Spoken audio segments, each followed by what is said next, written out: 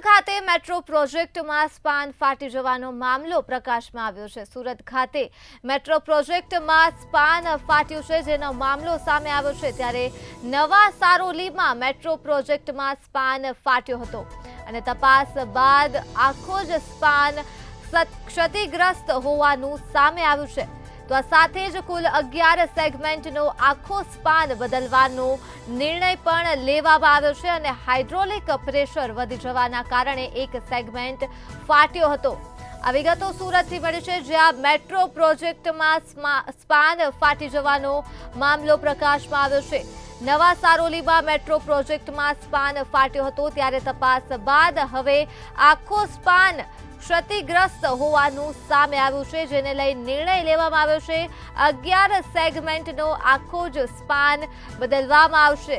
11 સેગમેન્ટનો આખો જ સ્પાન બદલવાનો નિર્ણય લેવાયો છે અને હાઇડ્રોલિક પ્રેશર વધી જતા જ એક સેગમેન્ટ ફાટ્યો હતો।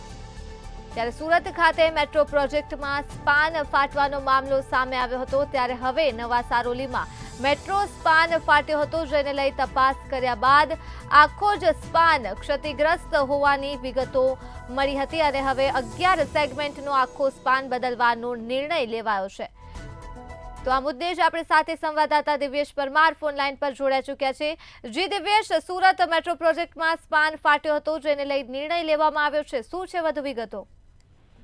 जी बिल्कुल जी, જે પ્રકારે સુરત કડોદરાને જોડતો જે હાઈવે છે ને તેના ઉપર જે સારોલી નજીક મેટ્રોનું કામ ચાલ્યું છે, તેમાં જે સ્પાન છે તે ફાટી નીકળ્યો હતો ને તેને લઈને રસ્તો બંધ કરવામાં આવ્યો હતો। 15 દિવસની તપાસ બાદ માલુમ પડ્યું છે કે જે 11 સેગમેન્ટનો આખો સ્પાન હતો તે સ્પાન જ આખો જે છે તે ફાટી ચૂક્યો છે ને તેને જ બદલવો પડશે, કારણ કે જે પ્રકારે હાઇડ્રોલિક પ્રેશર વધી જતા એક સેગમેન્ટ ફાટી ગયું હતું અને તેના કારણે આખો સ્પાન એટલે કે જે 11 સેગમેન્ટનો આખો સ્પાન હોય છે તે બદલવાનો નિર્ણય કરવામાં આવ્યો છે।